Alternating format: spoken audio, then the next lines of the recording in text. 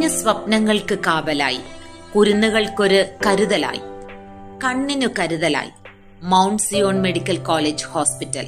ഒപ്പം കാരുണ്യ ആരോഗ്യ സുരക്ഷാ പദ്ധതിയും. Mount Zion medical college hospital, Adoor. ബാലസാഹിത്യകൃതി പ്രകാശനം ചെയ്തു. KSEB retired civil executive engineer Zakir Hussain രചിച്ച കണ്ണങ്കോട്ടെ 19 നമ്പർ അംഗൻവാടി എന്ന ബാലസാഹിത്യകൃതിയുടെ പ്രകാശനം അടൂർ നഗരസഭാ ഗ്രന്ഥശാല ഹാളിൽ നടന്നു. അംഗൻവാടി പശ്ചാത്തലത്തിൽ എഴുതപ്പെട്ട ഈ കൃതിയുടെ പ്രകാശനം നിർവഹിച്ചത് അംഗൻവാടി കുട്ടികളും പ്രൈമറി സ്കൂൾ വിദ്യാർത്ഥികളും ചേർന്നായിരുന്നു.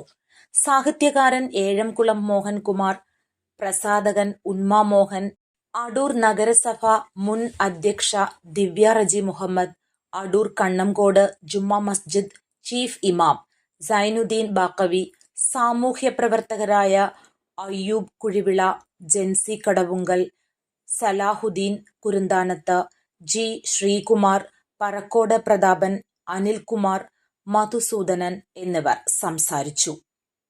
News bureau, Adoor.